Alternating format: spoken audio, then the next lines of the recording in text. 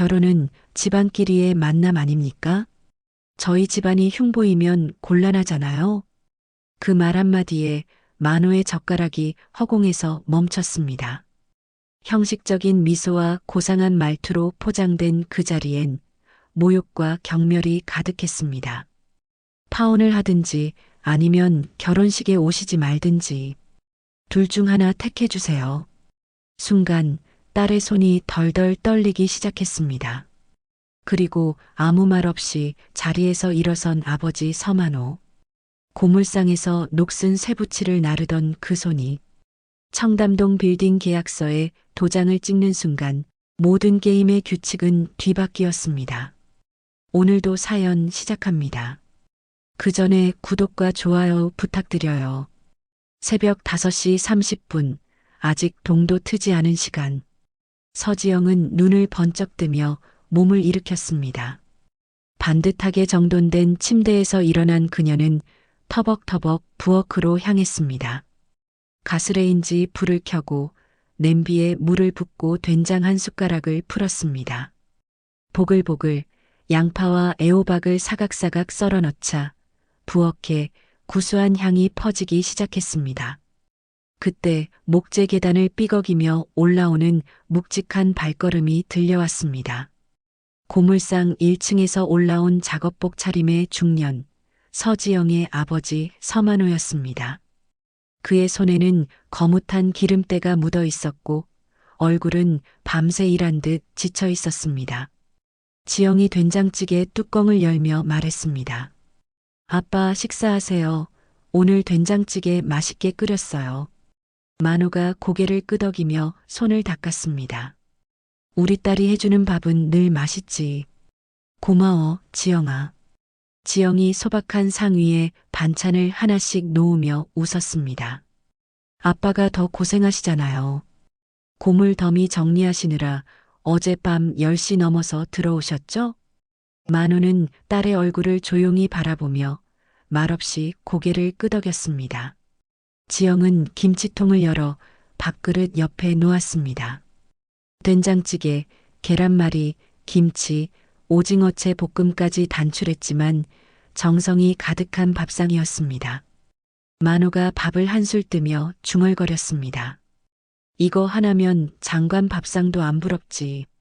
지영은 아빠가 밥 먹는 모습을 흐뭇하게 바라보았습니다. 그 표정엔 사랑과 존경이 가득했습니다. 그렇게 두 사람의 하루는 또 그렇게 시작되었습니다. 오전 9시 작은 변호사 사무실. 지영은 책상 앞에 앉아 컴퓨터 전원을 켰습니다. 법률 서류들이 가지런히 정리된 책상에는 커피 한 잔이 놓여 있었습니다. 지영은 긴 머리를 한번 뒤로 넘기고 모니터를 응시했습니다. 모니터 화면엔 일정표와 이메일, 각종 민사소송 서류들이 떠 있었습니다. 그때 전화벨이 울렸습니다. 지영이 수화기를 들고 단정한 목소리로 응답했습니다. 네, 변호사 서지영입니다. 수화기 너머로 중년 남자의 짜증 섞인 목소리가 들려왔습니다. 아, 변호사님. 어제 상담했던 이민수예요. 어제 상담드린 이혼 서류 말이에요. 아직도 검토 중이신 겁니까? 이름을 듣자마자 어떤 인물인지 기억이 떠올랐습니다. 어제 내내 아내 욕을 늘어놓으며 본인이 바람 피워놓고 재산을 나눠주지 않으려고 고집을 부리던 그 남자의 목소리였습니다. 지영이 차분하지만 단호한 어조로 말했습니다. 오늘 오전에 검토 마쳤습니다. 말씀하신 재산분할 부분, 특히 부동산 항목이 쟁점입니다. 혼인 기간 중 취득한 공동재산이기 때문에 단독 소유로 주장하시긴 어렵습니다. 이민수는 수화기 너머에서 숨을 길게 내쉬며 쏘아붙였습니다. 아니, 그건 분명 내 명의고 주변 사람들도 안 나눠줘도 될 거다 이야기하는데 변호사님 뭘 제대로 알고 말하는 거예요? 지영은 눈을 감았다가 천천히 뜨며 침착하게 대응했습니다. 어제도 같은 설명 드렸습니다. 고객님이 자꾸 말을 끊으시고 제 말에 집중을 안 하시던데 법적으로 명백히 근거 있는 말씀을 전달드리는 겁니다. 이민수가 목소리를 높였습니다. 아니, 지금 제 탓을 하시겠다는 겁니까? 지영이 말끝을 끊지 않고 확실히 짚어 말했습니다. 이혼은 단순한 감정 싸움이 아닙니다. 법적으로 정확하게 하셔야 시간 낭비, 돈 낭비 안 하세요.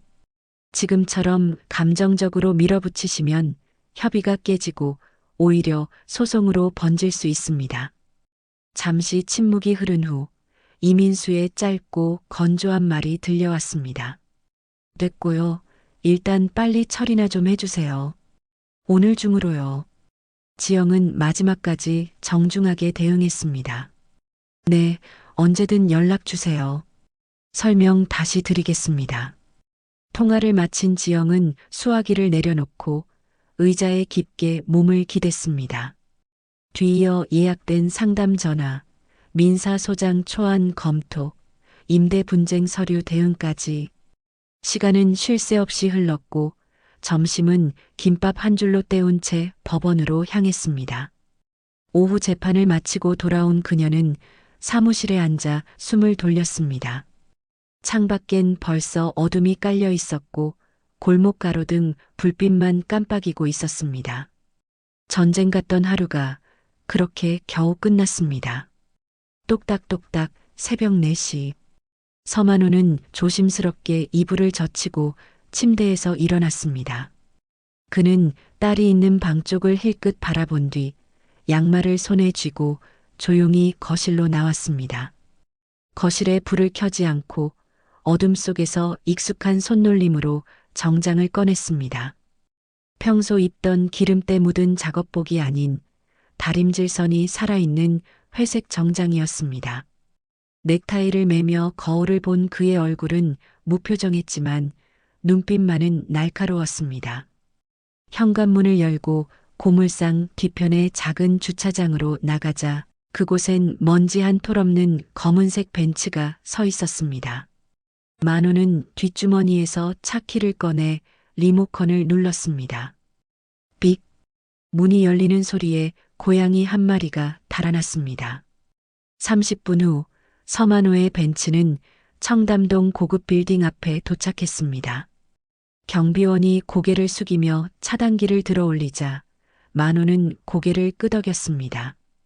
엘리베이터를 타고 최상층까지 올라가며 만호는 벽면 거울에 비친 자신을 한참 바라봤습니다. 빌딩 안 사무실 문이 열리자 넓고 번쩍이는 대리석 바닥과 천장 끝까지 뻗은 통유리창, 고급 소파와 샹들리에가 그의 앞에 펼쳐졌습니다. 그는 곧장 안쪽 서재로 향했습니다. 서재는 도서관처럼 벽면이 온통 서류함과 캐비닛으로 가득 차 있었습니다. 만호는 익숙한 손길로 강남 부동산 A권역이라고 적힌 파일들을 꺼냈습니다. 책상 위엔 부동산 지도와 임대 수익 분석표가 정리되어 있었습니다. 그는 안경을 꺼내 쓰고 수치를 한 줄 한 줄 짚으며 계산기를 두드렸습니다. 그의 얼굴은 고철 더미 앞에서 웃던 아버지의 얼굴과는 전혀 달랐습니다. 눈빛엔 냉정함이, 입술은 단단하게 굳어 있었습니다. 오전 8시가 되자 문이 열리고 양복 차림의 중년 남자가 들어와 허리를 숙이며 인사했습니다. 비서가 서류를 꺼내며 말했습니다. 회장님, 이번 달 임대료 정산 보고서입니다. 만호는 안경을 조금 고쳐 쓰고 서류를 받아들었습니다. 압구정 빌딩, 공실이 2칸이나 비었네. 비서가 손에 든 태블릿을 열어 보이며 말했습니다. 예, 지난주에 IT 업체 하나가 철수했습니다. 지금 2군데서 관심을 보이고 있습니다. 만호는 고개를 끄덕이며 눈을 다시 자료로 돌렸습니다. 서류를 모두 검토한 뒤 만호는 다시 강남역 근처의 오피스 빌딩으로 이동했습니다. 넓은 로비에서 관리소장이 그를 맞이하며 깍듯하게 인사했습니다. 관리소장이 엘리베이터 버튼을 누르며 말했습니다. 회장님, 이번 달엔 시설 점검 별 탈 없었습니다. 그는 건물 곳곳을 직접 눈으로 확인하고 전기 패널실, 냉난방기 점검실까지 둘러봤습니다. 정오가 되자 만호는 다시 청담동 사무실로 돌아왔습니다. 옷장에서 정장을 벗고 낡은 셔츠와 기름때 묻은 작업 바지를 꺼내 입었습니다. 거울 앞에 서서 넥타이를 벗고 헝클어진 머리를 빗어 넘기자 다시 고물상 아버지의 모습이 되었습니다. 오후 7시쯤 되어서 만호는 고물상으로 돌아왔습니다. 서지영은 앞치마를 두른 채 부엌에서 아버지를 바라보며 물었습니다. 아버지, 어디 다녀오셨어요? 고물상에 안 계시던데. 만호가 손을 털며 무심히 말했습니다. 응, 저기 수원 쪽에 자재 좀 알아보러 갔다 왔다. 그는 세면대로 가 손을 씻었고 지영은 더는 묻지 않았습니다. 딸 앞에서 그는 언제나 성실하고 검소한 평범한 아버지일 뿐이었습니다. 저녁을 먹고 그는 고철 무더기 속에서 무거운 쇠붙이를 나르고 폐지를 종류별로 분류했습니다. 잠시도 쉴 틈 없이 일했지만 표정엔 피곤한 기색 하나 없었습니다. 30년 넘게 쌓아온 이중생활. 단 한 번의 실수도 없이 그날도 깔끔하게 지나갔습니다. 다음 날 오전 지영의 사무실. 유리문 밖으로 낮은 기침 소리가 들리더니 누군가 조심스럽게 문을 밀고 들어왔습니다. 깊은 남색 정장 차림의 남자가 고개를 숙이며 말했습니다. 실례합니다. 김원재입니다. 전화로 상담 예약 드렸던. 지영은 모니터에서 눈을 떼고 자리에서 일어났습니다. 그가 건넨 명함엔 KJ그룹 전략기획실 이사라는 직함이 선명히 적혀 있었습니다. 지영이 의자 옆을 가리키며 말했습니다. 네, 김 이사님. 편하게 앉으세요. 원재가 앉기 전 사무실 안을 천천히 둘러봤습니다.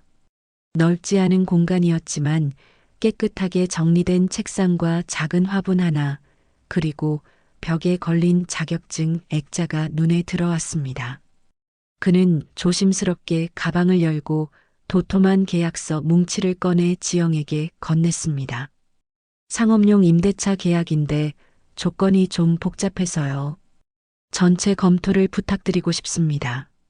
지영은 아무 말 없이 고개를 끄덕인 뒤 파일을 받아 첫 장부터 꼼꼼히 훑기 시작했습니다. 30분쯤 지났을 무렵 지영이 빨간 펜을 들고 계약서의 한 문장을 크게 동그라미 쳤습니다. 여기 5조 2항 보이시죠? 임대료 인상 조건이 지나치게 일방적이에요. 계약 갱신 시 임차인 동의 없이도 인상 가능한 구조인데 이건 무조건 수정해야 합니다. 원재가 몸을 앞으로 숙이며 서류를 자세히 들여다봤습니다. 아, 제가 이 부분은 아예 놓쳤네요. 그러면 수정 요청은 어느 정도 선에서 가능할까요? 지영이 다른 조항들과의 연결을 짚어가며 설명을 이어갔습니다.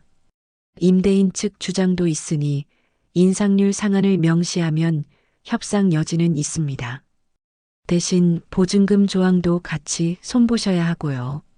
제안서 초안은 제가 따로 정리해 드릴게요. 그녀의 말은 군더더기 없었고 설명은 단단하고 깔끔했습니다. 1시간 넘게 이어진 설명이 끝나고 상담을 마친 원재가 문 앞까지 걸어나가다 잠시 망설이듯 돌아섰습니다. 원재가 조심스럽게 지영에게 물었습니다. 저 혹시 시간 괜찮으시면 커피 한 잔 하시겠습니까? 지영은 짧은 정적 후 자리에서 일어나며 천천히 대답했습니다. 업무와 관련된 추가 상담이 필요하신가요? 아, 아니요. 그냥 상담 잘 해주셔서 커피 한 잔 대접하고 싶어서요. 지영의 반응에 원재는 당황하며 대답했습니다. 아, 아니요, 괜찮습니다. 제가 지금 바빠서요. 지영이 단호하게 대답했습니다. 하지만 그 얼굴엔 기분 나쁨보다 오히려 묘한 미소가 번졌습니다. 그는 뒤돌아서 사무실을 나섰고 지영은 조용히 문을 닫고 책상으로 돌아왔습니다. 그렇게 6개월이 지났습니다. 원재는 법률 자문이 필요할 때마다 지영을 찾았습니다. 처음에는 업무 관계였지만 점차 서로에게 관심을 갖게 되었습니다. 지영도 원재의 성실하고 진지한 모습에 좋은 인상을 받았고 둘은 연인 사이로 발전했습니다. 어느 오후 원재가 평소보다 일찍 지영의 사무실을 찾았습니다. 오늘은 또 무슨 상담 때문에 찾아오셨나요? 지영이 웃으며 물었습니다. 원재는 손에 커피 2잔을 들고 있었습니다. 업무는 아니고 그냥 보고 싶어서. 원재가 솔직하게 말하며 커피를 내밀었습니다. 두 사람은 사무실을 나와 한강공원 벤치에 앉았습니다. 석양이 한강 위로 떨어지고 있었습니다. 지영아, 나 솔직히 말하고 싶은 게 있어. 원재가 한강을 바라보며 조심스럽게 말했습니다. 뭔데요? 지영이 커피를 마시며 물었습니다. 사실 우리 아버지가 KJ그룹 회장이야. 원재가 지영을 바라보며 말했습니다. 지영은 커피 잔을 잠시 멈춘 채 그를 보았습니다. 너가 내 배경을 알고 나면 나를 밀어낼까봐 처음부터 말하지 못했어. 원재가 진심 어린 표정으로 설명했습니다. 그녀는 원재와 자신의 처지가 너무 다르다는 것을 깨달았습니다. 저는 그냥 평범한 고물상 딸이에요. 지영이 작은 목소리로 말했습니다. 그런 건 중요하지 않아. 나는 서지영 너를 사랑하는 거고 우리 부모님도 좋아하실 거야. 원재가 지영의 손을 잡으며 말했습니다. 지영은 그의 진심을 느꼈습니다. 한 달 후 원재는 지영에게 정식으로 프로포즈했습니다. 지영아, 나랑 결혼해줘. 원재가 떨리는 목소리로 말했습니다. 지영은 눈물을 흘리며 고개를 끄덕였습니다. 응, 좋아요. 지영이 감격에 겨워 대답했습니다. 원재는 일어서서 지영을 꼭 안았습니다. 한강에서 불어오는 바람이 두 사람을 감쌌습니다. 저녁 무렵 지영은 고물상 골목으로 들어섰습니다. 하늘은 벌써 어둑해졌고 공기엔 하루치 먼지가 가라앉은 냄새가 섞여 있었습니다. 지영은 고물상 앞에서 잠시 멈춰 섰습니다. 두 손으로 어깨끈을 고쳐 매고 깊게 숨을 들이마신 후 조용히 현관문을 열었습니다. 2층 거실에선 TV 뉴스 앵커의 목소리가 들리고 있었습니다. 서만호는 반쯤 누운 자세로 소파에 앉아 리모컨을 손에 쥐고 있었습니다. 지영은 조용히 소파 옆으로 다가가 앉았습니다. 말을 꺼내기까지 몇 번을 입을 열었다 닫았습니다. 지영이 고개를 살짝 숙이며 말했습니다. 아빠, 드릴 말씀이 있어요. 만호가 리모컨으로 TV 볼륨을 줄이며 그녀를 바라봤습니다. 응, 지영아, 무슨 일 있어? 지영이 두 손을 무릎에 올린 채 고개를 들었습니다. 저 결혼하려고 해요. 그의 눈동자에 놀람과 복잡한 감정이 비쳤습니다. 아, 어떤 사람이야? 지영이 떨리는 목소리로 말했습니다. 의뢰인으로 처음 만났고 지금은 제게 아주 소중한 사람이에요. 만호는 한참을 말없이 있다가 그는 다시 지영의 얼굴을 찬찬히 바라봤습니다. 그래, 우리 지영이가 보는 눈이 얼마나 높은데 얼마나 잘 골랐겠어. 네가 좋다면 아빠도 좋다. 지영은 그 말에 안도한 듯 미소를 지었습니다. 같은 시간 청담동 펜트하우스, 유리 대문이 열린 대저택 안. 거실에는 윤미정과 김윤철 부부가 각각 소파에 앉아 있었습니다. 윤미정은 화려한 옷과 장신구를 착용한 채 차를 홀짝이고 있었습니다. 김윤철은 신문을 다 읽은 듯 반쯤 접어 다리에 올려두고 있었습니다. 김원재가 검은 정장 차림으로 거실에 들어서며 그들 앞에 섰습니다. 원재가 차분하게 말했습니다. 어머니, 아버지 저 결혼하고 싶은 여자가 있습니다. 미정이 찻잔을 내려놓고 고개를 들었습니다. 어디 집 딸인데? 원재의 가장 첫 질문은 어느 집안 딸이냐 였습니다. 서울대 법대를 나와 변호사로 일하고 있어요. 이름은 서지영입니다. 윤철이 신문을 접으며 말을 받았습니다. 그건 알겠고 집안은 어떤데? 원재는 똑바로 어머니의 시선을 마주보며 말했습니다. 그냥 평범한 집이에요. 만나보시면 아실 거예요. 얼마나 괜찮은 사람인지. 어머니, 아버지도 제 결정을 존중해 주셨으면 좋겠어요. 말이 끝나자 거실엔 짧은 정적이 흘렀습니다. 윤철은 등을 소파에 기댄 채 입꼬리를 약간 비틀었습니다. 미정은 찻잔을 다시 들었다가 내려놓으며 말을 삼키듯 짧게 한숨을 내쉬었습니다. 원재는 부모의 표정이 변한 걸 알아차렸지만 더는 묻지 않고 조용히 자리를 물러났습니다.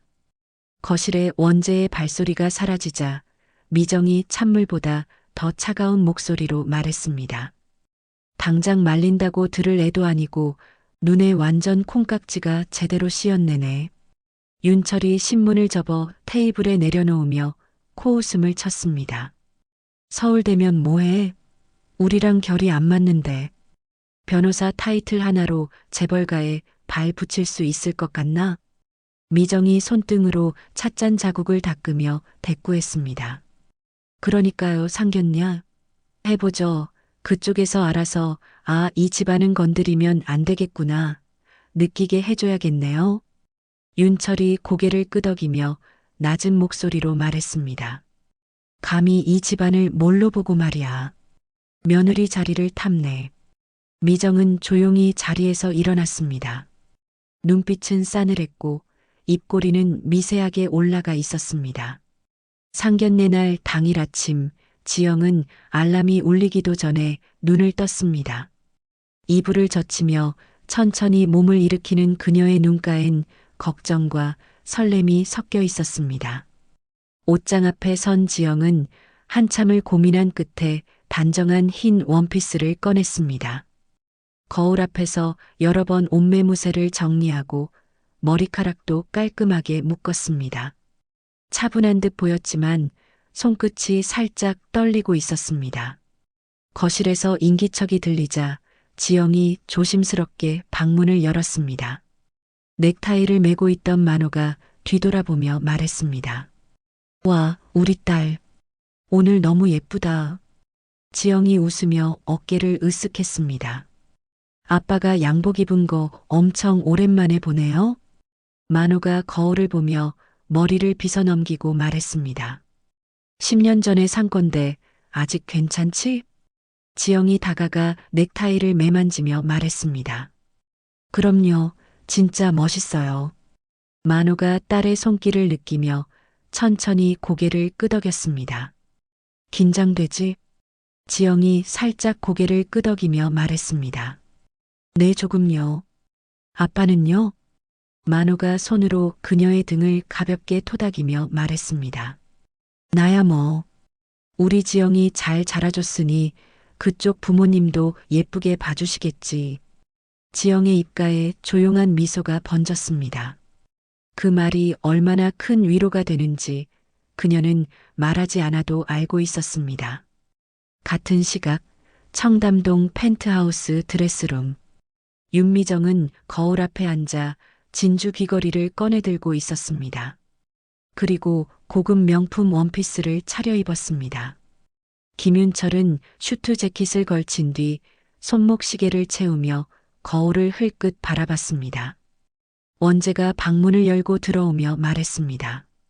어머니, 아버지, 너무 과하신 거 아닌가요?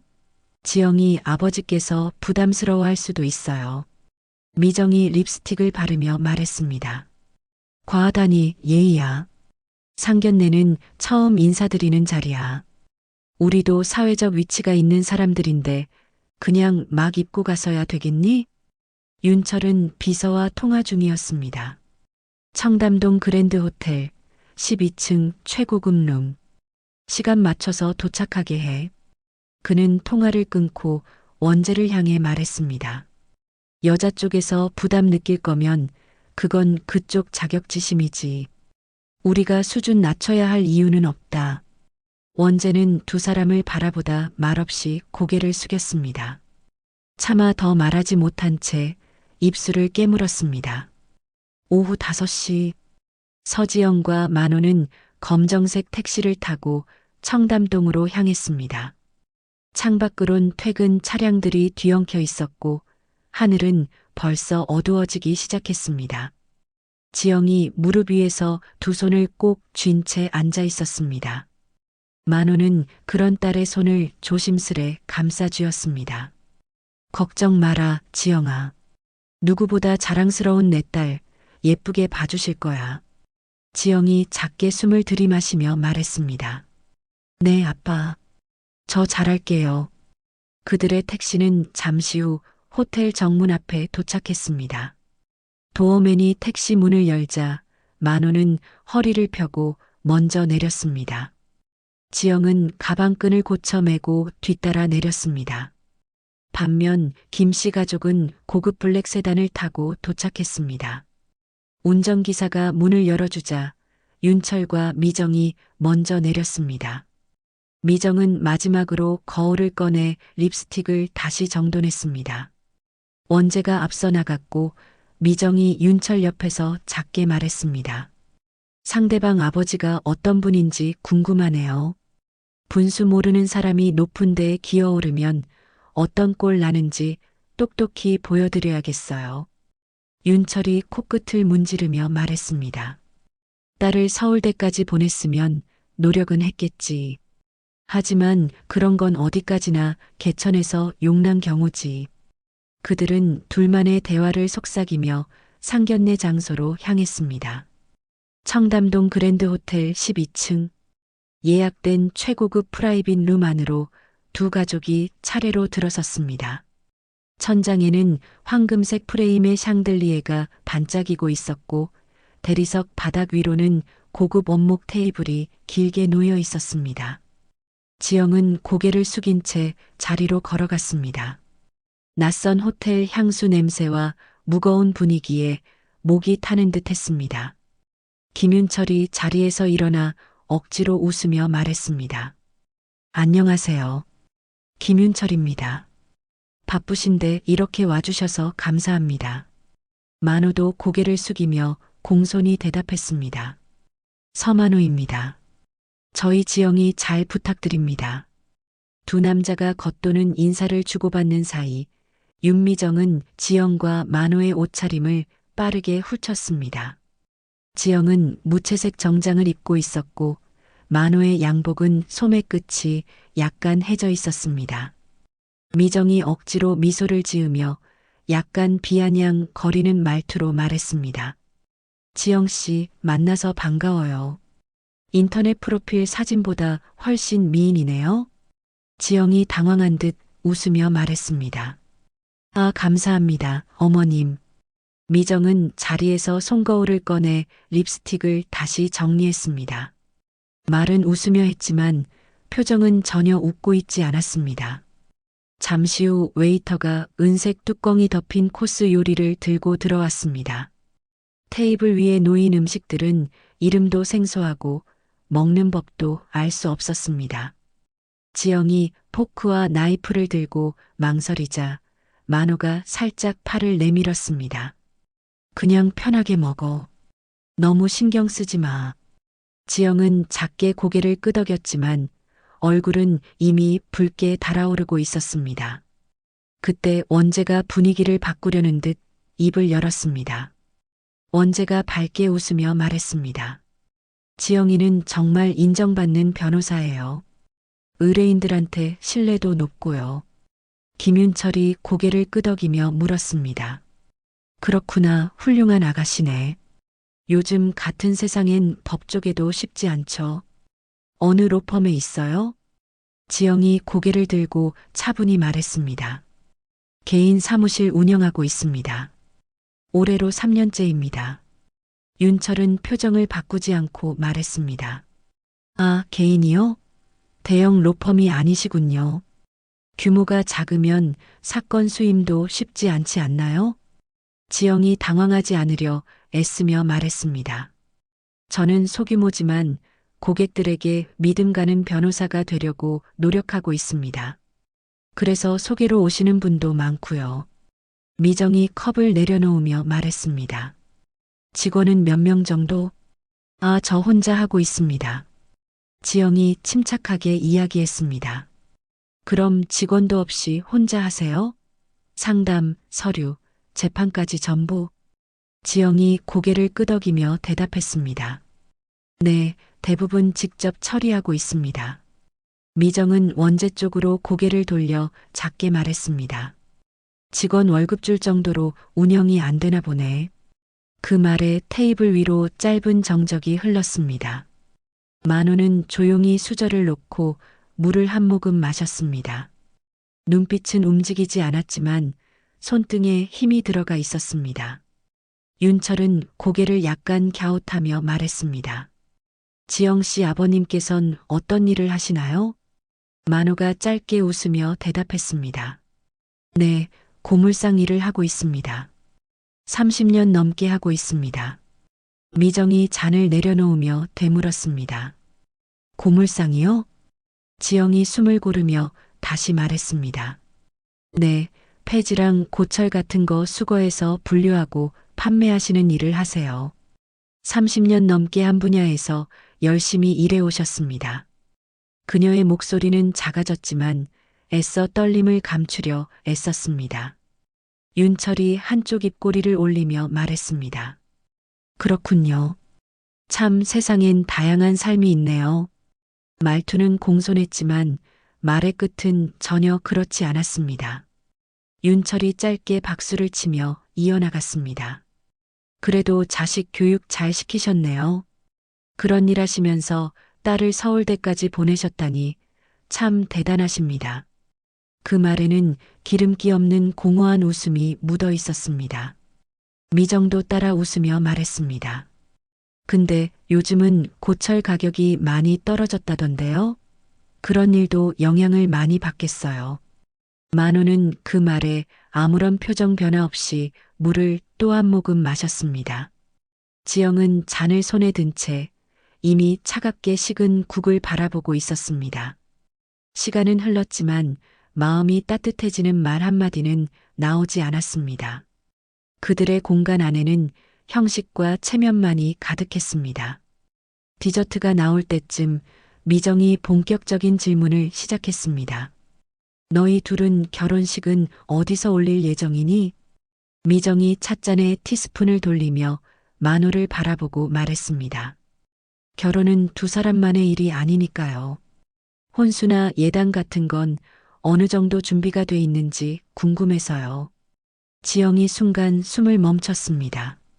그 주제는 언제든 나올 수 있다고 예상했지만 막상 듣자 손끝에 힘이 들어갔습니다. 원재가 급히 말했습니다. 어머니, 그건 천천히 상의해도 되지 않을까요? 우리 둘이 먼저 정리를. 하지만 미정은 아들의 말을 무시하고 말을 이었습니다. 아들 결혼시키는 입장에서 궁금한 건 당연한 거라고 생각하는데 신혼집은 저희가 준비할 테니 혼수는 지영 시내에서 준비해야겠죠. 신혼집에 큰 돈이 들어가니까 균형은 맞춰야죠. 윤철이 잔을 내려놓고 말을 보탰습니다. 요즘은 예단도 너무 성의 없이 보내면 말이 많잖아요. 우리 쪽에도 드릴 분들이 꽤 되니 기본은 갖추는 게 예의 아닐까요? 지영은 조용히 입술을 다물었습니다. 말을 하려고 몇 번이나 숨을 들이마셨지만 아무 말도 나오지 않았습니다. 그 모습을 본 만호가 천천히 고개를 들었습니다. 그의 눈빛은 전보다 더 선명하게 빛나고 있었습니다. 미정이 말을 이어갔습니다. 예단비를 얼마를 해야 한다라는 말은 안 할게요. 알아서 잘 준비해 주시리라 믿습니다. 윤철이 짧게 웃으며 말했습니다. 형식이 중요하진 않아도 체면은 지켜야 하니까요. 재벌가 며느리라 불릴 사람인데 남들이 흉을 보면 곤란하잖아요. 그 말에 지영의 눈빛이 조금 흔들렸습니다. 마치 숫자로 계산되고 있다는 느낌에 참았던 자존심이 서서히 흔들리고 있었습니다. 원재가 참다 못해 다시 말했습니다. 예단이니 혼수니 그런 게 중요한 결혼이 아니잖아요. 우리가 서로를 얼마나 믿는지가 중요하지. 이런 대화는 예의가 없는 것 같아요. 어머니 아버지. 하지만 윤철은 단호했습니다. 원재야, 목소리 낮춰라. 결혼이란 게 둘만의 행사가 아니야. 집안 전체 중대한 행사야. 말끝이 날카롭게 마무리되자 테이블 위의 공기는 한층 더 무겁게 가라앉았습니다. 지영은 고개를 천천히 숙였고 만호는 다시 한번 냅킨을 들었다가 조용히 내려놓았습니다. 그때 윤철이 노골적으로 말했습니다. 문득 그런 생각이 드네요. 결혼식에 꼭 신부아버님이 참석하셔야 하나? 저희는 아무래도 사회각계각층 지위 있는 분들이 많이 오시거든요. 그 분위기가 좀 부담스러우실 수도 있을 것 같아서요. 저희 쪽에서 조금 배려해드리는 거라 생각해 주시면 감사하겠습니다. 만호는 그의 말뜻을 정확히 알아챘습니다. 겉으론 배려를 가장했지만 속뜻은 수준 안 맞는 사람은 결혼식에 오지 말라는 말이나 다름없었습니다. 솔직히 말해서 이 결혼이 우리 집안에 도움이 되는지 모르겠어요. 미정이 결정타를 날렸습니다. 파혼을 하든지 아니면 아버님은 결혼식에 오시지 말든지 둘 중 하나를 선택하셨으면 합니다. 미정이 냉정하게 말했습니다. 레스토랑 안이 순간 조용해졌고 지영은 눈물을 참으며 고개를 숙였습니다.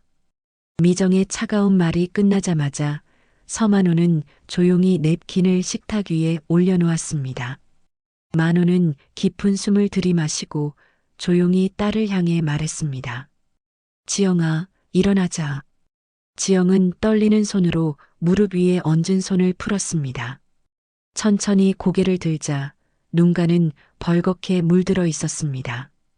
지영은 묵묵히 아버지를 바라보다 마침내 자리에서 일어났습니다.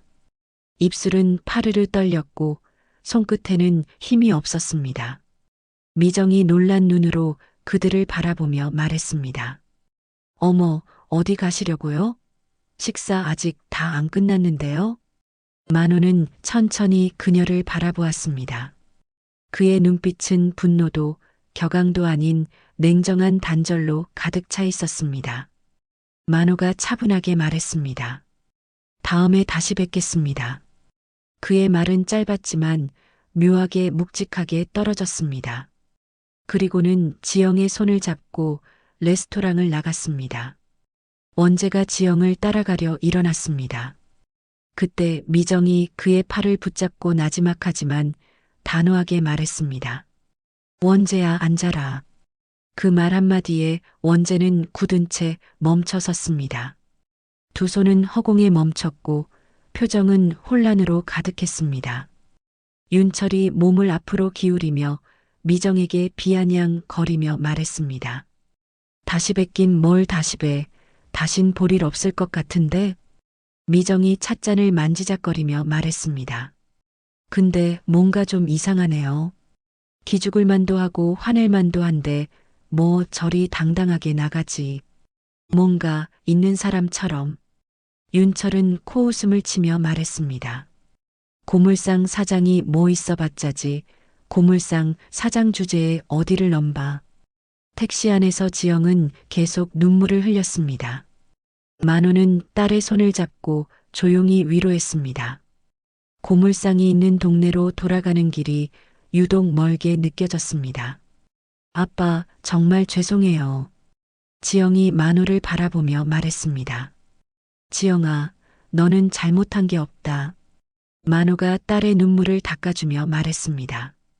그의 목소리는 부드러웠지만 마음속에는 계획이 세워지고 있었습니다. 근데 원재 씨는 정말 좋은 사람이에요. 지영이 말을 잇지 못했습니다. 그 사람을 정말 많이 사랑하니? 만호가 진지하게 물었습니다. 지영은 고개를 끄덕였습니다. 네, 정말 많이 사랑해요. 그리고 저를 진심으로 사랑해줘요. 지영이 원재에 대한 마음을 털어놓았습니다. 만호는 딸의 진심을 확인했습니다. 그때 택시는 고물상 근처 골목에 멈췄습니다. 두 사람은 말없이 요금을 정산하고 천천히 집으로 향했습니다. 거실 조명을 켠 만호는 딸에게 따뜻한 차 한 잔을 내왔습니다. 아빠, 이 결혼 접어야겠죠? 지영이 차를 마시며 걱정스럽게 말했습니다. 그러자 만호가 단단한 어조로 말했습니다. 지영아, 아빠 말 잘 들어. 아빠는 괜찮아. 결혼 준비 그대로 해. 지영은 고개를 획 들었습니다. 그 말이 믿기지 않는다는 듯한 표정이었습니다. 지영이 울먹이며 말했습니다. 괜찮긴 뭐가 괜찮아요. 아까 그런 모욕을 당하고 결혼식에 오지 말라는 말까지 들으셨는데 아빠를 믿어라. 모든 게 잘 될 거야. 만호가 확신에 찬 목소리로 말했습니다. 그의 눈에는 무언가 결심한 듯한 빛이 있었습니다. 원재가 정말 널 사랑한다면 부모 반대쯤은 이겨낼 거야. 만호가 딸을 격려했습니다. 지영은 아빠의 말에 조금 위안을 받았습니다. 밤 11시 지영이 자신의 방으로 들어가자 만호는 조용히 서재문을 열었습니다. 책상 서랍을 열어 여러 장의 문서와 봉투를 꺼냈습니다. 그 안에는 청담동 펜트하우스 명의 서류와 몇 장의 증권 계좌, 그리고 금고 키와 열쇠 꾸러미가 있었습니다. 그는 휴대폰을 꺼내 비서에게 전화를 걸었습니다. 만호가 조용히 말했습니다. 내일 아침 일찍 사무실로 나가겠습니다.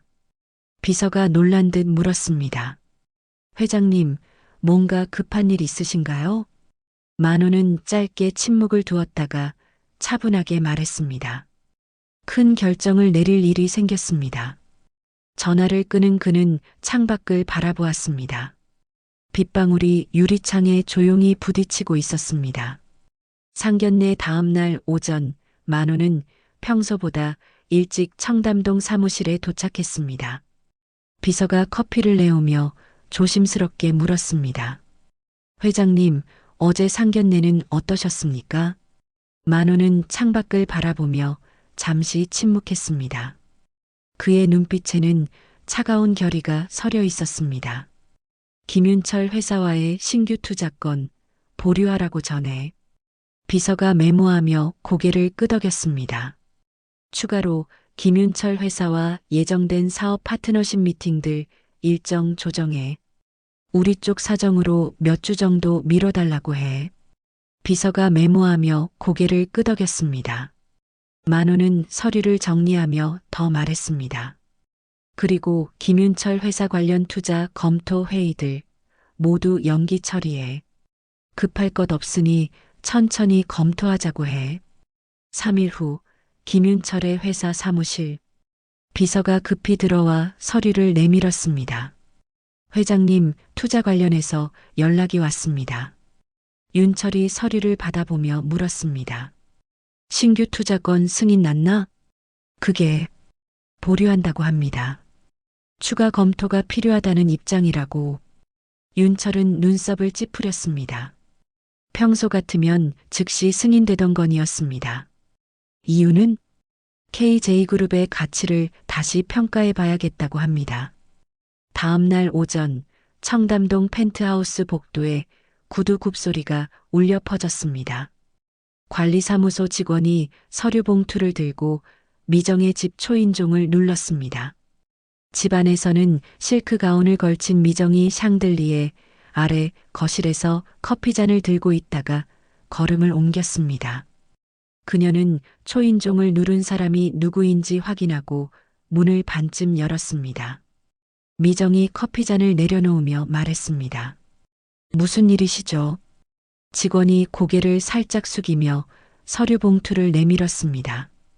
임대계약 해지 통보서입니다.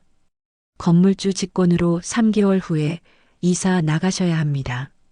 미정이 찻잔을 내려놓고 봉투를 받아들었습니다. 그녀는 황급히 서류를 펼쳐 읽기 시작했습니다. 계약 해지요? 이게 무슨 말이에요? 저희 계약 아직 2년 넘게 남았어요. 미정은 직원의 멱살이라도 잡을 듯한 표정으로 외쳤습니다. 직원은 곤란한 표정으로 뒤로 물러서며 말을 이었습니다. 자세한 내용은 계약서 권리 조항에 따라 처리된 것입니다. 건물주 측 지시에 따라 전달만 드리는 겁니다. 문이 쾅 닫히고 거실 한가운데서 미정은 헝클어진 머리를 쓸어넘기며 소리를 질렀습니다. 그렇게 서만호 회장의 움직임은 계속되었습니다. 같은 시각 김윤철의 사무실은 불이 난 듯한 분위기 속에 직원들이 이리저리 뛰어다니며 혼란을 수습하고 있었습니다. 비서가 회의 중인 윤철의 사무실로 황급히 들어섰습니다. 비서가 서류 뭉치를 들고 달려와 말했습니다. 회장님, 계약 해지 통보가 여러 건 들어왔습니다. 회장님 댁 펜트하우스도 그렇고 본사 임대도요.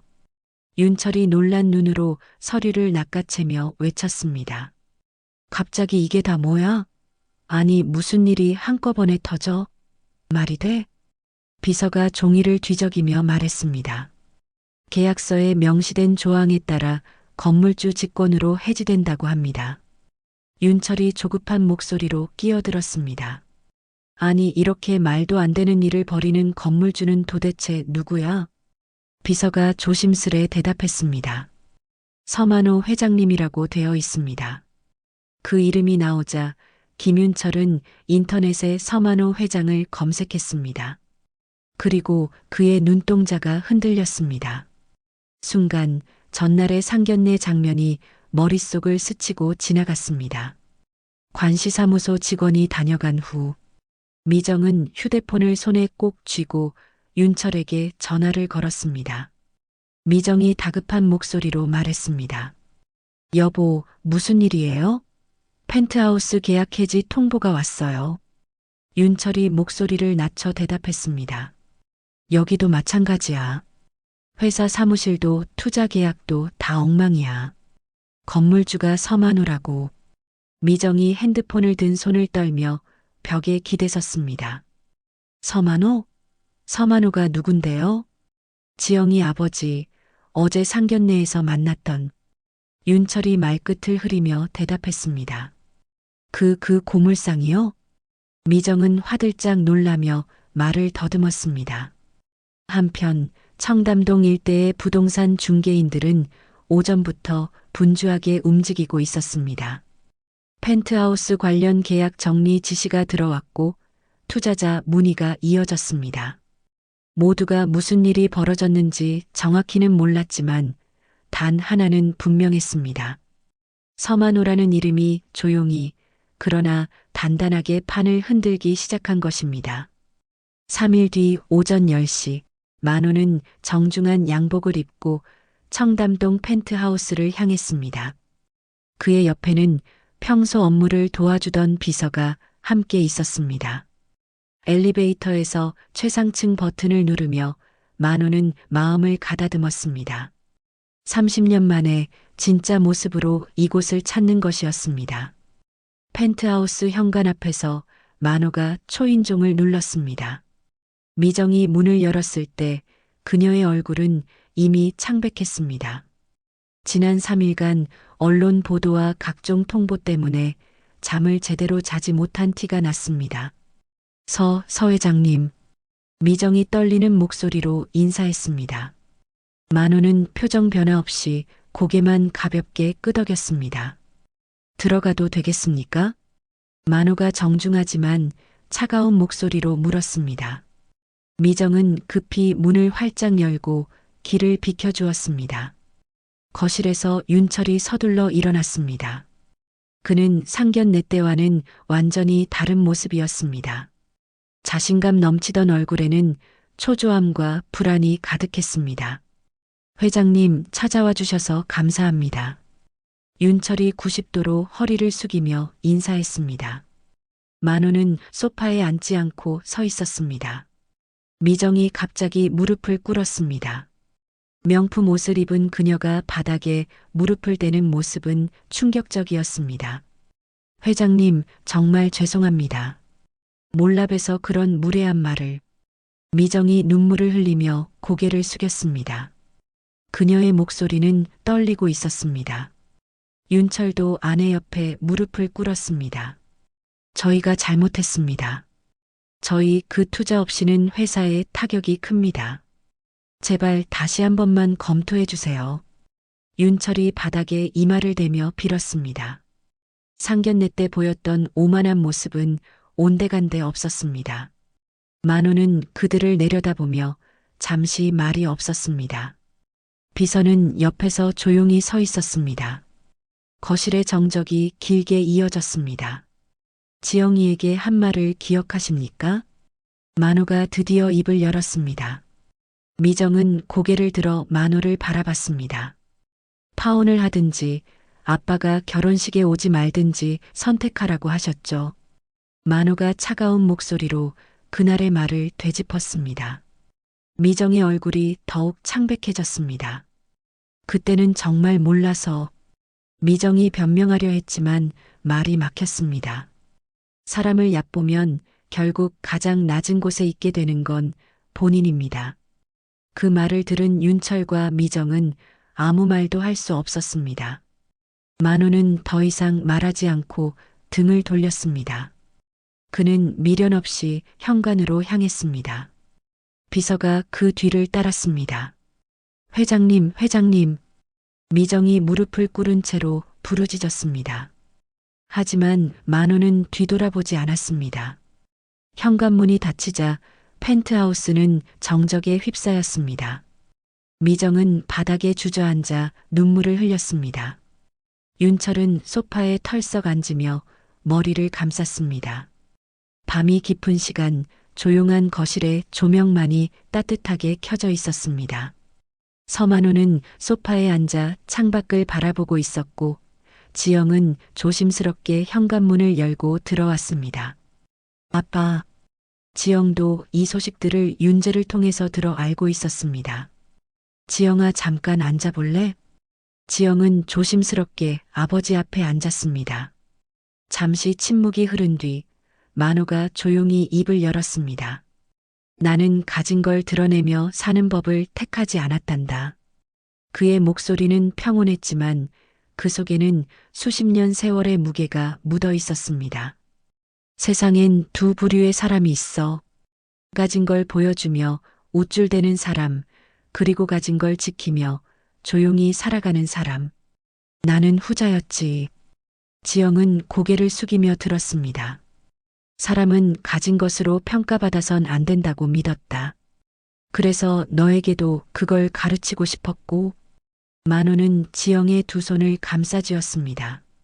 내가 고물상을 택한 건 세상 앞에서 겸손을 잃지 않으려고 한 선택이었다. 사람은 스스로를 어디에 놓느냐에 따라 전혀 다른 인생을 살아가게 돼. 지영의 눈가에 다시금 눈물이 맺혔습니다. 아빠가 지켜온 삶, 나는 부끄럽지 않아. 그리고 너도 그 가치를 알게 되면 좋겠다. 그 순간 지영은 아버지의 손길 속에서 어릴 적 품에 안겨 울던 기억을 떠올렸습니다. 작고 따뜻했던 손, 그리고 한결같은 진심이 담긴 눈빛. 아버지는 가난하게 살았던 게 아니라 깊이 있게 살았던 사람이었습니다. 지영은 말없이 고개를 끄덕였습니다. 늦은 밤, 원재는 퇴근 후 집에 도착하자마자 무거운 발걸음으로 거실로 향했습니다. 거실 소파에 앉아있던 윤철과 미정은 어둡고 침울한 표정으로 그를 바라봤습니다. 윤철이 다가오는 아들에게 눈을 고정하며 물었습니다. 원재야, 이제 어떻게 할 거니? 이 상황 그냥 넘길 수는 없잖아. 원재가 테이블에 가방을 내려놓으며 조용히 말했습니다. 저 지영이랑 예정대로 결혼하겠습니다. 미정이 눈이 휘둥그레져 일어섰습니다. 지금 그게 말이 돼? 지영이 아버지가 너 용서하겠대? 원재가 정면을 바라보며 말했습니다. 허락은 이제부터 제가 받아야죠. 무릎 꿇고 용서도 구할 거고요. 미정이 갑자기 뭔가를 깨달았다는 듯이 윤철을 보고 들뜬 목소리로 말했습니다. 여보, 우리 원재가 지영이랑 결혼하면 서 회장이 우리한테 다시 마음 열지 않겠어요? 윤철이 팔짱을 끼며 고개를 끄덕였습니다. 그래, 사돈지간 되면 투자도 다시 생각할 수 있지. 뭐 가족인데. 그 순간 원재가 테이블에 손을 짚으며 조용히 입을 열었습니다. 그게 문제예요. 아직도 두 분은 그 생각뿐이시네요. 윤철이 당황한 듯 고개를 들었습니다. 뭐, 그게 무슨 말이야? 우리가 뭘 그렇게 잘못했는데? 원재가 자리에서 일어났습니다. 그의 표정은 단호했고 말투는 흔들림이 없었습니다. 원재가 거실 구석에 놓인 짐가방을 가리키며 말했습니다. 오늘부로 이 집에서 나가겠습니다. 그리고 연락도 끊겠습니다. 미정이 놀라 눈을 크게 뜨고 원재를 바라보았습니다. 미정이 부들부들 떨리는 손으로 치맛자락을 움켜쥐며 말했습니다. 원재야, 너 지금 무슨 말을 하는 거야? 우리가 널 어떻게 키웠는데? 원재가 고개를 끄덕이며 대답했습니다. 맞아요. 덕분에 편하게 컸죠. 하지만 이번 일로 두 분이 어떤 분들인지 알게 됐습니다. 윤철이 원재의 앞을 막아서며 손을 들었습니다. 회사 일은? 너 그만두고 뭐 어떻게 살겠다는 거야? 원재가 정면을 응시하며 대답했습니다. 오늘 사직서 제출했습니다. 이제 제 삶은 제 손으로 책임질 겁니다. 미정이 벽에 기대며 한 손으로 이마를 짚었습니다. 말도 안 돼. 아니, 그럼 우리 보고 어떻게 살라고. 원재가 고개를 숙여 인사하며 말했습니다. 그동안 키워주셔서 감사했습니다. 건강하시길 바랍니다. 그는 가방을 들고 현관으로 걸어갔습니다. 미정이 떨리는 목소리로 원재를 불렀습니다. 원재야, 제발 잠깐만 멈춰봐. 하지만 원재는 문을 열고 천천히 나가 현관문을 닫았습니다. 쿵, 문이 닫히는 소리와 함께 거실은 조용해졌습니다. 남겨진 윤철과 미정은 아무 말도 하지 못한 채 서로를 바라보다 고개를 떨궜습니다. 그들의 교만이 결국 하나뿐인 아들을 잃게 만든 것이었습니다. 2주 후 원재와 지영은 서울 외곽의 작은 전셋집으로 이사했습니다. 30평 남짓한 아파트는 청담동 펜트하우스와는 비교할 수 없을 만큼 소박했습니다. 하지만 두 사람의 얼굴에는 밝은 미소가 가득했습니다. 좁은 복도, 나무 냄새가 묻어나는 오래된 문짝, 햇살이 비스듬히 들어오는 작은 창. 그 모든 것이 낯설었지만 오히려 더 따뜻했습니다. 원재가 거실을 둘러보며 지영에게 말했습니다. 여기가 우리 집이야. 그의 손에 이끌려 들어선 지영은 한 바퀴 천천히 둘러봤습니다. 오래된 가스레인지, 약간 벗겨진 벽지, 앙증맞은 싱크대. 그러나 지영의 입가엔 만족스런 미소가 피어올랐습니다. 지영이 천천히 말했습니다. 정말 좋아요. 우리만의 공간이네요. 원재는 그녀의 말을 듣고 천천히 고개를 끄덕였습니다. 작지만 온기가 느껴지는 공간이었습니다. 이삿짐 정리를 마친 뒤 두 사람은 숨을 돌리며 바닥에 걸터 앉았습니다. 원재는 땀을 닦으며 웃었습니다. 예전엔 상상도 못했지. 내가 이삿짐 나르고 너랑 같이 집 정리하는 날이 올 줄은. 지영이 생수병을 건네며 말했습니다. 당신한텐 생소하겠지만 난 이런 거 좋아해요. 원재는 생수를 마시며 고개를 끄덕였습니다. 그의 얼굴엔 익숙지 않은 노동의 피곤함과 함께 새로운 삶에 대한 기대가 엿보였습니다. 저녁이 되자 두 사람은 함께 식사를 준비했습니다. 지영이 마늘을 다지고 있는 사이 원재는 양파를 어설프게 썰고 있었습니다. 지영이 웃으며 다가가 말했습니다. 그렇게 하면 손 다쳐요. 이리 줘봐요. 원재가 칼을 내려놓으며 말했습니다. 아, 나 진짜 이런 거 처음 해봐서 그렇지. 익숙해지면 금방 잘할 거야. 지영이 그의 손을 잡고 칼을 쥐어주며 말했습니다. 천천히 배워요. 우린 시간 많잖아요. 두 사람은 그렇게 어설픈 요리를 함께 만들었습니다. 불고기는 좀 탔고 국은 약간 싱거웠지만 식탁 위에는 따뜻함이 가득했습니다. 식사 후 거실의 작은 소파에 나란히 앉아 TV를 켰습니다. 가벼운 예능 프로그램이 흘러나오는 가운데 원재가 지영의 어깨에 기대었습니다. 원재가 조용히 말했습니다. 지금 이 순간 진짜 행복한 것 같아. 지영이 그를 바라보며 물었습니다. 정말 후회 안 해요? 회사도 그만두고 부모님이랑도 멀어지고. 원재가 웃으며 대답했습니다. 전혀 안 해. 오히려 이제야 내가 내 인생 사는 것 같아. 지영은 그 말에 눈시울이 붉어졌습니다. 그녀의 손을 꼭 잡은 원재는 진심을 담아 말했습니다. 네가 있어서 그래. 네가 나한테 준 용기야. 그 순간 현관 앞에서 누군가 조용히 서 있었습니다. 바로 서만호였습니다. 딸의 행복한 미소가 그의 마음속에 깊이 새겨졌습니다. 그는 천천히 골목을 따라 걸어 내려갔습니다. 가로등 불빛 아래 그의 그림자는 길게 늘어져 있었습니다. 한 달 후 지영과 원재는 서울 외곽의 작은 웨딩홀에서 결혼식을 올렸습니다. 번쩍이는 샹들리에 대신 천장에는 은은한 조명이 켜져 있었고 하얀 국화와 들꽃이 정성스럽게 놓인 장식이 예쁘게 홀을 채우고 있었습니다. 하객은 많지 않았습니다. 지영과 원재의 가까운 지인들, 그리고 몇몇 친한 친척들이 전부였습니다. 조용하고 차분한 음악이 흐르는 가운데 따뜻한 햇살이 유리창을 타고 들어왔습니다. 결혼식장은 북적이지 않았지만 오히려 그 적막한 분위기가 두 사람의 진심을 더 선명하게 보여주는 듯 했습니다.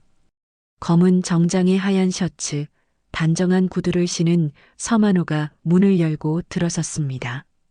그의 걸음은 무겁지 않았고 얼굴은 평온했습니다. 30년 가까이 가면처럼 쓰고 살았던 고물상 주인의 탈을 벗고 이제야 진짜 자신의 이름으로 딸의 곁에 선 순간이었습니다. 서만호가 입장하자 몇몇 하객들이 술렁였습니다. 저분이 지영 씨 아버지야? 서만호 회장이래. 작은 웅성거림이 퍼졌지만 만호는 아무렇지 않게 미소를 지으며 자리에 앉았습니다. 지영이 순백의 드레스를 입고 입장하자 모든 시선이 그녀를 향했습니다. 그녀는 꽃길을 천천히 걸어와 만호 앞에 멈춰 섰습니다. 지영이 조용히 말했습니다. 아빠, 저를 잘 키워주셔서 정말 감사합니다. 서만호가 가볍게 고개를 끄덕이며 딸의 손을 잡았습니다.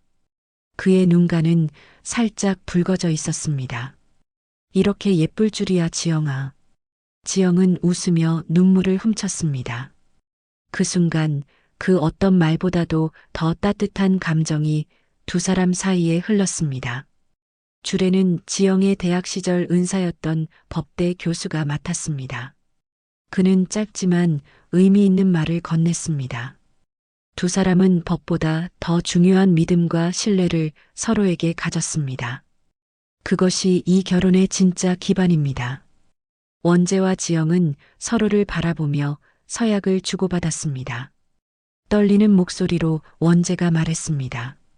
지영아, 오늘부터 평생 내 옆에서 살게. 무슨 일이 있어도 같이 웃고 같이 울게. 지영도 떨리는 목소리로 대답했습니다. 원재 씨, 나도 언제나 그 곁에 있을게요. 당신이 나를 믿어준 것처럼 나도 당신을 믿을게요. 주례가 마지막으로 선언했습니다. 지금부터 두 분은 부부입니다. 축하합니다. 하객들의 박수가 잔잔하게 울려 퍼졌습니다. 두 사람은 서로를 꼭 안고 조용한 키스로 마음을 나눴습니다. 식이 끝난 후 피로연은 근처의 한 식당에서 열렸습니다. 동네에서 이름난 곳이었고 음식은 정갈하고 따뜻했습니다. 호텔 뷔페 대신 선택한 이 한식당의 하객들은 오히려 더 편안하게 식사를 즐겼습니다. 만호는 각 테이블을 돌며 정중히 인사했습니다. 그는 화려한 재벌 회장이 아닌 한 사람의 아버지로서 그 자리에 있었습니다. 같은 시각 청담동 저택에서는 윤철과 미정이 TV를 통해 결혼식 소식을 접하고 있었습니다. 지역 뉴스에 짧게 나온 서만호 회장의 딸 결혼식 보도가 부부의 거실을 적막하게 만들었습니다. 미정이 화면을 바라보며 중얼거렸습니다. 우리 원재가 저렇게 웃는 걸 처음 봐. 윤철은 한마디도 하지 않았습니다. 그저 묵묵히 TV 화면을 바라보고 있을 뿐이었습니다. 결혼식 다음 날 지영과 원재는 제주도로 신혼여행을 떠났습니다. 공항까지 배웅한 서만호는 마지막으로 딸과 사위에게 말했습니다. 서로 아끼고 작은 일에도 고마워하며 살아. 그게 행복이다. 두 사람은 만호를 꼭 안고 공항 출국장으로 향했습니다. 그들의 발걸음에는 설렘이 가득했고 만호는 그 뒷모습을 보며 조용히 웃었습니다. 이제야 정말 딸을 보내는 마음이 들었습니다. 결혼 후 6달이 흐른 어느 날 서울 강남의 고층 빌딩 사무실 안 햇살이 깊숙이 스며드는 널찍한 공간엔 고요함이 감돌고 있었습니다. 고풍스러운 원목 책상 위에 재단 설립 관련 서류들이 가지런히 놓여 있었고 그 옆으로는 따뜻한 차향이 퍼지고 있었습니다. 서만호는 진한 회색 니트에 체크 셔츠를 받쳐 입고 안경을 고쳐 쓰며 서류를 넘기고 있었습니다. 반대편엔 하늘색 니트와 면바지를 입은 지영이 앉아 놀란 눈으로 벽면을 가득 메운 책장과 정갈하게 정리된 공간을 둘러보고 있었습니다. 지영이 찻잔을 들며 고개를 갸웃했습니다. 아빠, 여기 진짜 사무실이었어요? 저 이런데 처음 와봐요. 서만호가 웃으며 찻잔을 건넸습니다. 30년 동안 이 방에서 혼자 궁상 떨며 너 하나만 바라보고 살았다. 네가 이렇게 옆에 앉아 있으니 세상 다 가진 기분이다. 지영은 그 말에 코끝이 찡해졌습니다. 책상 위 서류 더미 한켠 만호 공익재단이라는 문구가 찍힌 봉투들이 정갈이 놓여 있었습니다. 법률 지원, 교육 지원, 소외계층 지원이라는 굵은 글자가 명확히 보였습니다. 지영이 조심스럽게 물었습니다. 아빠는 어떤 사업에 가장 마음이 가세요? 서만호가 안경을 벗고 천천히 테이블에 내려놓으며 말했습니다. 돈 없어서 법적 도움도 못 받고 끙끙 앓는 사람들, 그런 사람들 돕고 싶어. 변호사가 제대로 도와만 줘도 그 사람의 세상이 바뀔 수 있는데 말이야. 지영은 아빠의 진심에 고개를 끄덕였습니다. 다음 주부터 지영은 직접 재단 산하 무료 법률 상담소 운영에 들어갈 계획이었습니다. 며칠 뒤 서울 시내의 한 상담소. 흰 블라우스에 검은 슬랙스를 입은 지영이 소파에 앉아 민원인의 이야기를 듣고 있었습니다. 선생님, 이 말도 안 되는 임금체불. 어딜 가도 아무도 안 들어줬어요. 진짜 감사합니다. 회색 점퍼를 입은 중년의 건설 현장 인부가 고개를 깊이 숙였습니다. 지영이 손수건을 꺼내며 말했습니다. 제가 한 건 아니고요. 법이 해야 할 일을 조금 도운 것뿐이에요. 억울한 일 없도록 앞으로도 계속 도울게요. 지영은 일주일에 3번은 개인 사무실에서 이틀은 상담소에서 일했습니다. 그녀의 이름은 입소문을 타고 전해졌고 점점 많은 이들이 찾아왔습니다. 퇴근 후 원재도 재단에 들렀습니다. 편한 니트 셔츠에 트레이닝 팬츠를 입은 그는 비영리 단체의 예산서를 꼼꼼히 들여다보고 있었습니다. 당신 숫자만 보면 눈이 반짝이네. 지영이 옆에 앉아 장난스럽게 말하자 원재는 웃으며 고개를 들었습니다. 난 당신이랑 이 일 같이 할 수 있어서 너무 좋아. 돈 많이 버는 것보다 훨씬 재미있어. 그 말에 지영도 피식 웃었습니다. 두 사람의 일상은 바쁘고 고되었지만 누구보다 행복했습니다. 만호는 언론 인터뷰 요청을 모두 정중히 거절했습니다. 그는 잔잔한 목소리로 말했습니다. 선행은 조용히 해야 오래갑니다. 요란한 건 딱 질색이니까. 그 말 그대로 재단은 조용하지만 확실한 움직임으로 세상에 작지만 따뜻한 변화를 만들어가고 있었습니다. 1년 후 김윤철은 만호를 다시 찾아왔습니다. 수수한 회색 정장 차림의 그는 예전보다 한층 수척해진 모습이었고 눈빛에는 진심이 담겨 있었습니다. 회장님, 찾아뵙게 해주셔서 감사합니다. 윤철이 정중하게 인사했습니다. 만호는 회의실에 앉아 그를 조용히 맞았습니다. 무슨 일로 오셨습니까? 만호가 차분한 어조로 묻자 윤철은 잠시 머뭇거리다 고개를 숙였습니다. 지난 1년간 참 많은 걸 깨달았습니다. 그의 목소리는 낮았지만 흔들림이 없었습니다.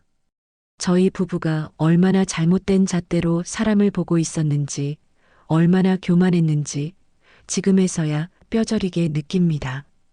윤철은 천천히 고개를 들며 말했습니다. 만호는 말없이 윤철의 눈을 바라보았습니다. 잠시 정적이 흘렀고 그 안에 수많은 감정이 오갔습니다. 회장님의 방식, 이제야 조금은 이해가 갑니다. 그 말에 만호는 고개를 끄덕이며 대답했습니다. 사람은 누구나 실수할 수 있습니다. 중요한 건 그 다음입니다. 윤철은 진심 어린 사과와 함께 KJ그룹이 앞으로 사회적 책임을 다하는 방향으로 나아가겠다고 약속했습니다. 이에 만호는 조건부로 재단과의 협력과 거래를 재개하겠다고 밝혔습니다. 6개월 후 지영과 원재는 강남의 한 카페에서 윤철, 미정 부부를 만났습니다. 긴장된 분위기 속에서 미정이 먼저 고개를 숙였습니다. 지영아, 정말 미안했다. 그땐 마음이 앞섰고 오만했어. 지영은 고개를 끄덕이며 말했습니다. 괜찮아요, 어머님. 원재는 부모님의 모습을 지켜보며 조용히 안도의 숨을 내쉬었습니다. 시간이 흘러 만호는 교육재단의 초청 강연에 나섰습니다. 무대 위에서 그는 조용하지만 단호한 어조로 말했습니다. 돈은 수단일 뿐입니다.